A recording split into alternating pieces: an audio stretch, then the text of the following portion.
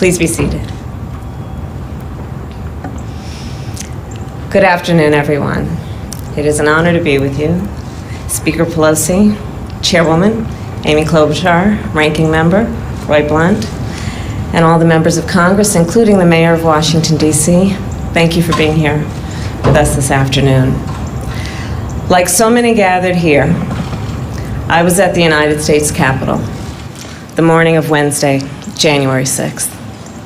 I was in a classified meeting with Senator Blunt on national security with fellow members of the Senate Intelligence Committee. And not long after I left, the chaos began. Like Americans everywhere, my husband Doug and I watched with absolute shock as our Capitol was under siege and the people within it afraid for their lives. What we know now is in the midst of that violent attack, there were countless acts of courage. And we are here today in the Rose Garden at the White House to recognize that courage. The officers of the United States Capitol Police and the D.C. Metropolitan Police risked their own lives to save the lives of others, both on January 6th and on April 2nd. They sacrificed so much to defend our nation.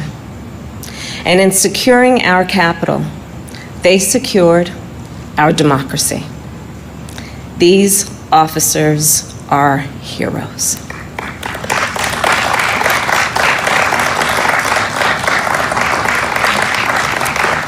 And these officers are patriots.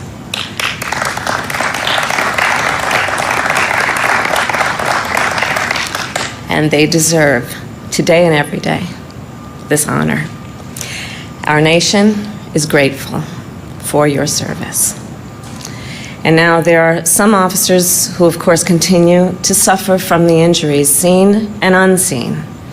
And I want to make it clear that you know that you are not alone and that we all stand with you. And of course, there are other officers who tragically lost their lives. There is nothing that we can do to bring these officers back or to take away the pain their families feel now.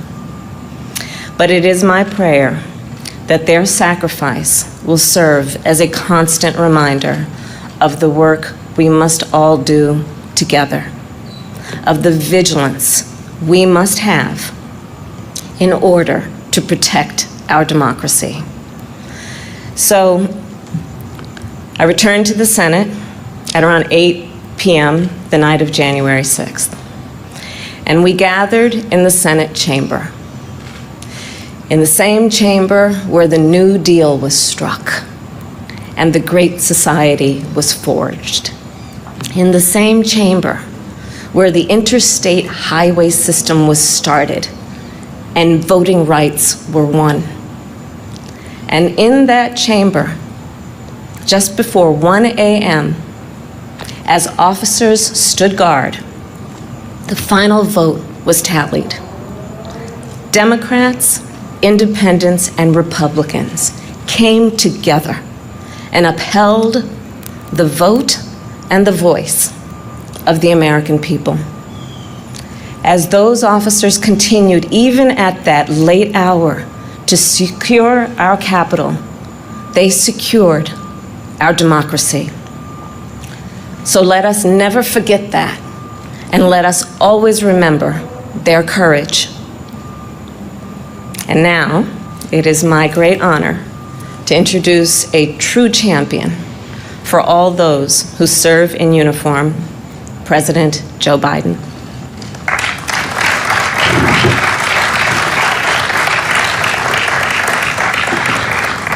Good afternoon. Thank you, Vice President Harris. Folks, not even during the Civil War did insurrectionists breach the Capitol of the United States of America, the citadel of our democracy. Not even then. But on January the 6th, 2021, they did. They did. A mob of extremists and terrorists launched a violent and deadly assault on the People's House and the sacred ritual to certify a free and fair election. It wasn't dissent. It wasn't debate. It wasn't democracy. It was insurrection. It was riot and mayhem. It was radical and chaotic. And it was unconstitutional, and maybe most important, it was fundamentally un-American. An existential threat and a test of whether our democracy could survive, whether it could overcome lies and overcome the fury of a few who were seeking to thwart the will of the many. While the attack on our values and our votes shocked and saddened the nation, our democracy did survive. It did. Truth defeated lies. We did overcome. And that's because of the women and men of the U.S. Capitol Police, the Washington, D.C. Metropolitan Police Department, and other law enforcement officials we honor today. Speaker Pelosi, who led the effort in the House, Senator Klobuchar and Blunt, co-sponsors of the legislation in the Senate, and all my colleagues, Pat Leahy and House members as well that are here, thank you. Thank you. Today, I'm going to sign into law the bill you sent to me that awards the Congressional Gold Medal to the United States Capitol Police, the Washington, D.C. Metropolitan Police Department, and other law enforcement for their service and defense of our democracy on January the 6th. To all of them, on behalf of a grateful nation, thank you, thank you, thank you for protecting our Capitol. Maybe even more importantly, for protecting our Constitution and saving the lives of duly elected members of the Senate and the House and their staffs. In these moments when we're still debating, these were tragic hours back then. You stood in the breach. You did your duty to defend the Constitution of the United States against all enemies, foreign and domestic. The events that transpired were surprising, but not your character, your courage, Chief, and all your men and women. I didn't grow up with any of you, but I know you. You're just like all the women and men I grew up with, particularly at that time, it was men, in Scranton and Claymont. Places where the neighborhood I lived in, you became a cop, a firefighter, or a priest. I wasn't qualified for any of them, so here I am. But look, all kidding aside, I got to know you. You're the same ones after a ball game in a visiting field. Come walking out of the gym if you want and you may get jumped by the other team or their supporters. You may be all by yourself, the only one standing there when you watch 6 people jump one of our teammates. What the hell would you do? You jump in. You jump in knowing you're going to get the hell beat out of you too.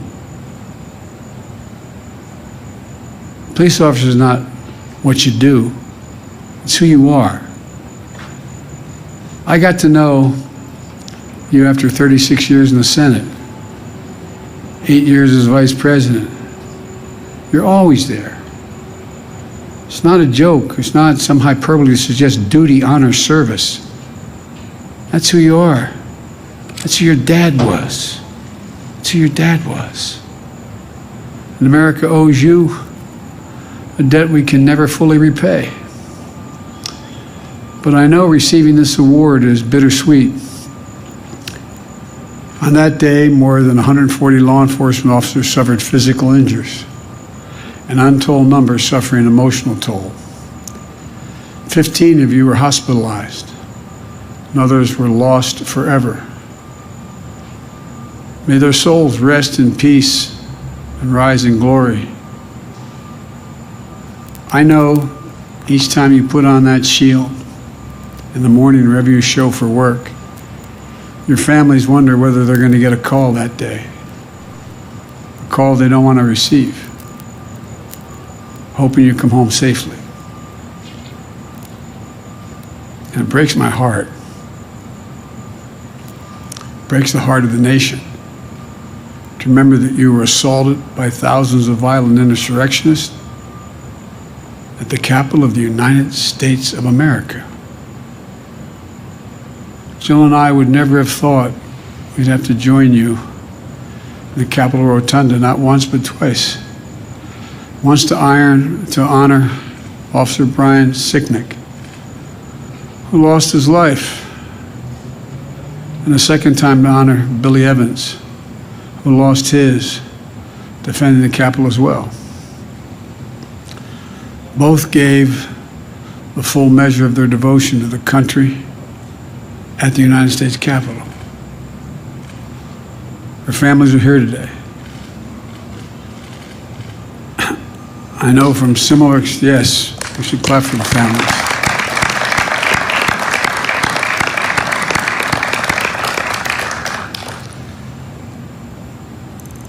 I know, like others may know from personal experience, getting that phone call. It's nice to be honored and have those who you lost remembered. But it's tough to be here because it brings back everything like it happened 10 minutes ago. So I offer you not only our condolences, but recognize your courage, the courage of your children. And you have our most profound gratitude. You know, the fallen, in my view, are casualties of a struggle literally for the soul of America. A struggle that they didn't start, a struggle we didn't seek, and a struggle that by the grace of God will win. As I said, I know this is a bittersweet moment. As proud as Brian and Billy as you are, it still brings back pain the moment it happened. And also, we offer our prayers for the families of the Capitol Police Officer Howard Liebengood. Those who've been around a while, we knew his dad. Knew his dad well. He was Secretary of the United States, Sergeant at Arms of the United States Senate. We also pray for the families of the Metro Police Officer Jeffrey Smith. For anyone out there facing trauma, for anyone still struggling, please know there is help available.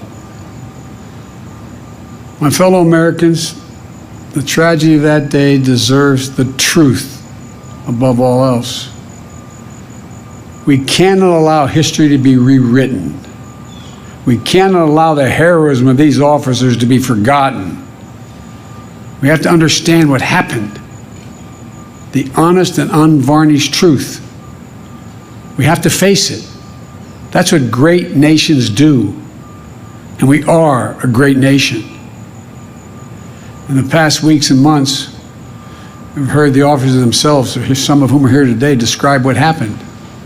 The threats, the violence, the savageness. When asked what he was fighting for, Officer Hodges, who's here today, stated it eloquently. One word: democracy. My fellow Americans, let's remember what this was all about. It was a violent attempt to overturn the will of the American people, to seek power at all cost, to replace the ballot with brute force, to destroy, not to build. Without democracy, nothing is possible. With it, everything is. So my fellow Americans, we must all do our part to perfect and to preserve our democracy. It requires people of goodwill and courage to stand up to the hate, the lies, the extremism that led to this vicious attack. It requires all of us working together, Democrats, Republicans, Independents, on behalf of the common good to restore decency honor, and respect for our system of government. And above all, it requires all of us to remember who we are at our best as a nation, as we see it in the law enforcement officers who are here today, the best of our nation. The Congressional Gold Medal awards today will be housed in 4 locations. 2 medals will be displayed at the U.S. Capitol Police Department and the Washington, D.C. Metro Police Departments, so that every morning you officers walk by seeing those medals and remember the heroism of their colleagues and the importance of their work. The 3rd medal will be displayed at the Smithsonian Museum with a plaque honoring all law enforcement that protected the Capitol on January 6th, so all visitors can understand what happened that day. And the 4th one will be displayed at the Capitol itself to remind us all who served and currently serve there, and all who visit, the honor and the service of those who protect and preserve all of us. I'll now ask Speaker Pelosi if she's willing, and Senator Klobuchar and Senator Blunt, Chief Conte, and Chief Manger, and the other officers here today to join me as I sign this bill into law. May God bless you all, and may God protect our troops and all those who serve watch over our democracy. Come on over here. You probably want Leahy. Yeah, come on, sure. Patrick, come on. That was very powerful.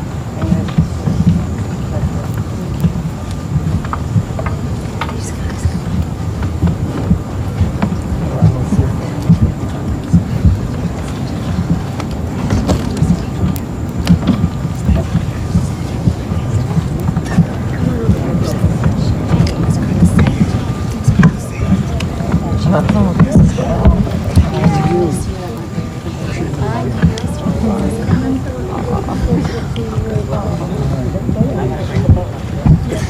Daphne.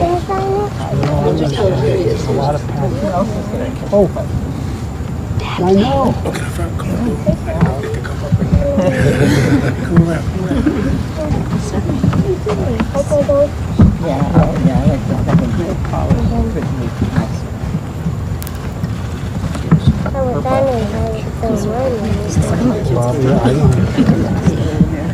This is a silly way to do this. Mommy will explain this to you later. So I can give it credit. There you go. We'll fit it.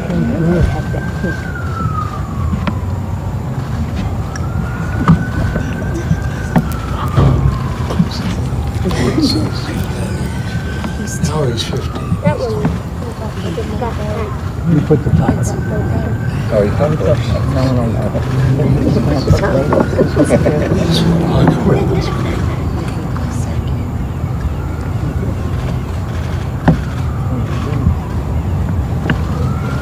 Thank you so much. I'd help her there. Nance? So we got Amy over here. Amy? Roy behind you. Right here. Roy? Now, you gotta help me out, okay? Would you give a pen to the other people back there, and then I'll get pens from you, okay? All right? And you hand them out now, right?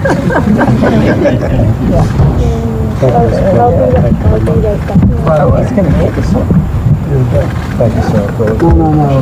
You know, the truth of the matter is, we've all been home. A lot of our colleagues at home.